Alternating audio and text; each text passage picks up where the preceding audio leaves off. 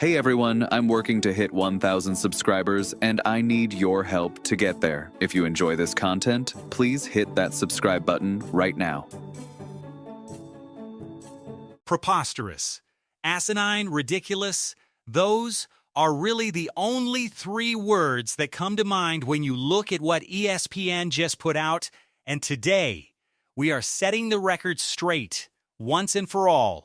Because Jayden Daniels, the same quarterback who took the entire NFL by storm as a rookie, the same quarterback who dragged this Washington Commanders franchise to a conference championship game in his very first season, has just been left off ESPN's top 10 quarterback list. Left off. Not ranked 9th, not ranked 10th on the bubble, left off entirely. And by the end of this video, I am going to make sure you understand exactly why that is not just wrong, it's borderline insulting. But before we even get into the breakdown, I need a favor from every single one of you watching. Somewhere in your life, there is a doubter. There is somebody, a coworker, a buddy, a random guy at the bar, who does not believe Jayden Daniels belongs in the top 10 quarterback conversation. Share this video with that person. Let's convert the doubters one at a time, because this fan base deserves to have this argument won, and won convincingly. So let's talk about how this list even gets made in the first place, because context matters here. This isn't some scientific formula. This is ESPN going around to a handful of NFL executives, personnel people, and coaches, having them rattle off their gut-feeling rankings and then compiling it into a list. There's no deep film study baked into this thing. There's no advanced metrics being crunched behind the scenes. It's essentially a bunch of educated opinions stitched together. And Jayden Daniels landed in the honorable mentions section, lumped in with about 6 other names, guys like Brock Purdy, guys like Sam Darnold. Meanwhile, sitting at the very top of the list, we've got Josh Allen, who this year officially leapfrogged Patrick Mahomes for the #1 spot. Fine, no argument there. Allen's been terrific. But when you start working your way down that list, that's where things get interesting, and that's where I've got some serious problems. Let's actually hear what the so-called experts had to say, because I think it tells you everything you need to know about how this list came together. One anonymous NFC executive said, and this is basically a paraphrase of the sentiment going around, that Daniels got banged up in 2025, but that this is shaping up to be the year he really takes that next step, the guy everybody's going to be talking about, praised for his decision-making and his accuracy. Sounds like a guy who should be, I don't know, on the list, right? But instead, he gets left off entirely, all because of one rough, injury-riddled season. That, my friends, is called recency bias, and it is running absolutely rampant in this year's rankings. Let's be honest about what happened in 2025. Yes, it was a down year for Daniels. Yes, he didn't see the field nearly as much as everybody wanted. But here's the piece people conveniently forget to mention. This wasn't one single injury that knocked him out for a chunk of the season. This was 3 separate injuries across 3 separate stints. The man never even got the chance to string together 3 consecutive games. You cannot possibly expect any quarterback, let alone a young one still building rhythm and continuity, to look like his usual dominant self when he's constantly getting knocked out of the lineup and having to reset. Of course the numbers dipped. Of course the tape looked shakier. That's what happens when you can't stay on the field long enough to find your groove. Now look, I'm not going to sit here and pretend the injury concern isn't legitimate, because it absolutely is. The #1 ability in this league is availability, and Daniels has to find a way to protect himself better. I know the narrative out there. People love to say if this guy keeps running like this, he's going to turn into the next Robert Griffin III, breaking down before our very eyes. And honestly, I couldn't disagree with that comparison more. Running is not some reckless side hobby for Jayden Daniels. It is a fundamental piece of what makes him so dangerous, and it's a fundamental piece of why the modern era of quarterbacking looks completely different than it used to. The old-school pocket passers of a couple decades ago simply could not do what these dual-threat guys are doing today, and that ability puts a level of stress on opposing defenses that traditional quarterbacks never could. Daniels doesn't need to stop being an electric athlete. He just needs to get smarter about when to slide, when to get out of bounds, when to protect his body instead of taking on a hit he doesn't need to take. That's a fixable problem. That is not a fundamental flaw in his game.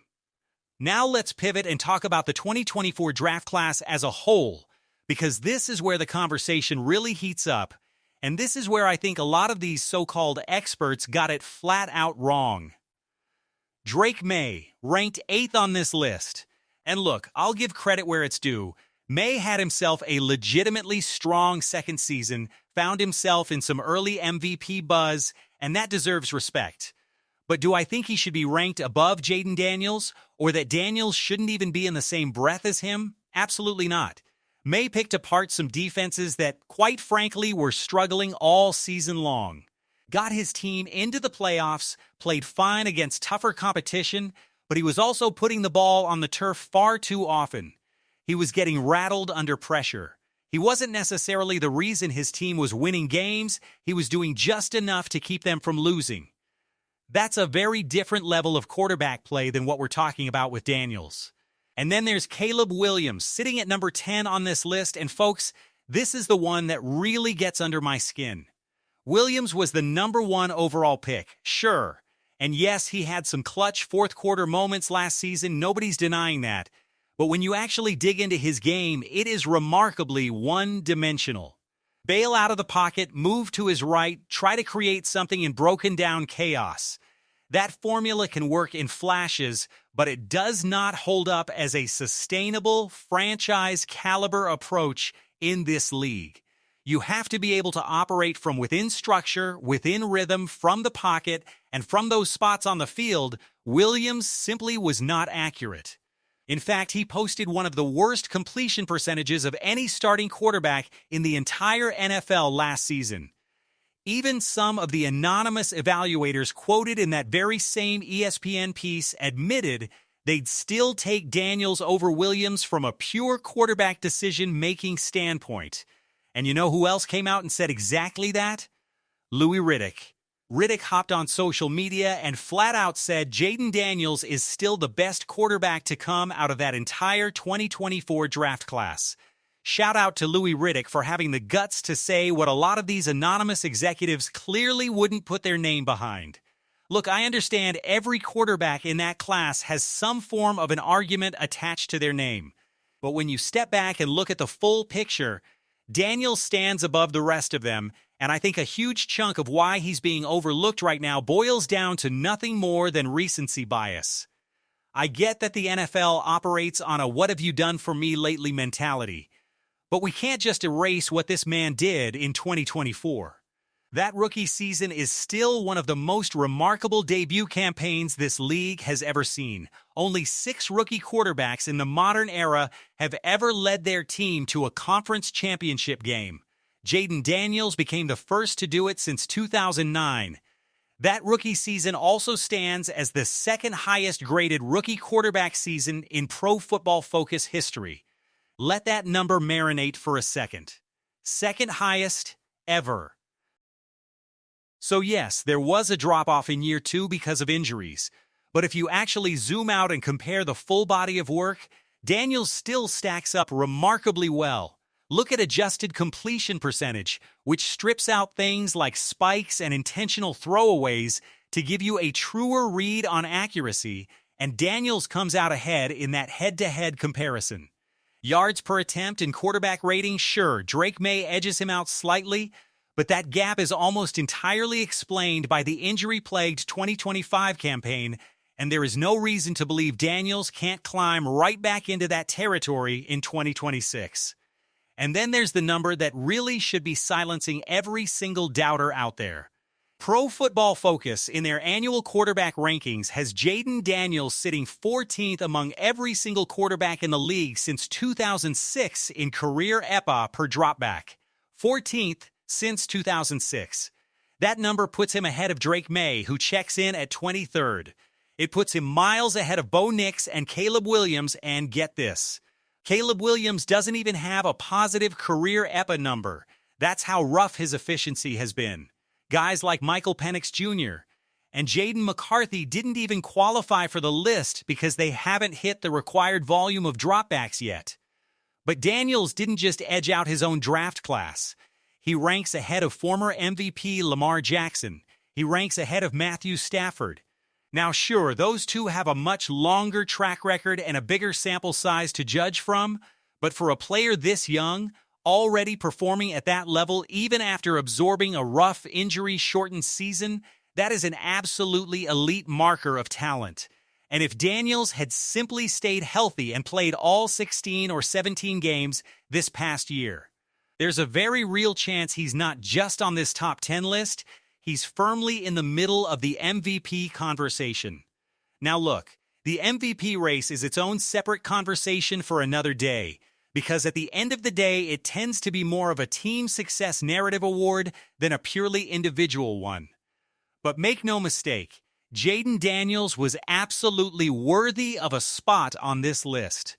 And ESPN got this one wrong. So here's what I want from you guys.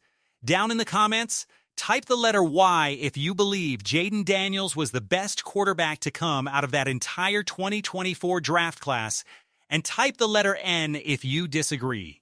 Let's see where this fan base really stands. Now let's close things out by looking ahead.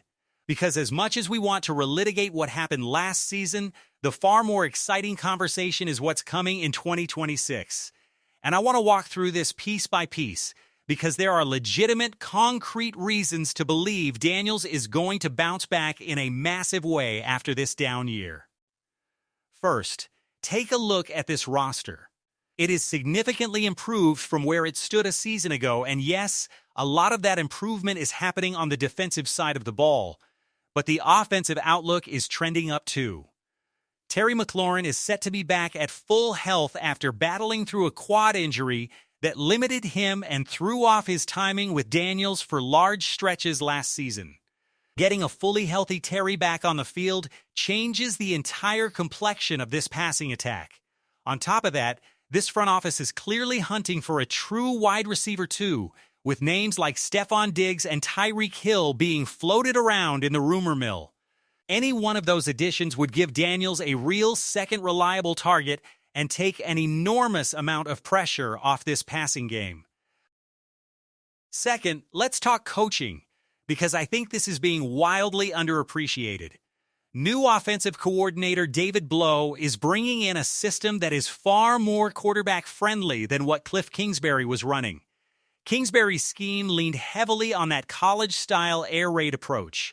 Blough is installing a much more true pro-style passing structure.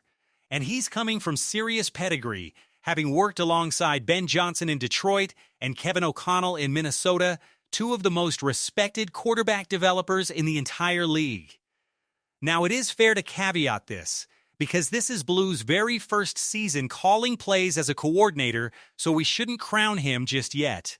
But the signs point toward this being a real positive step forward for Daniels' development, and don't be shocked if David Blough starts popping up in head coaching search conversations himself if this offense clicks the way it should. And third, we're back to that health question, because it really is the whole ball game here. Jayden, if you're somehow listening to this, protect yourself.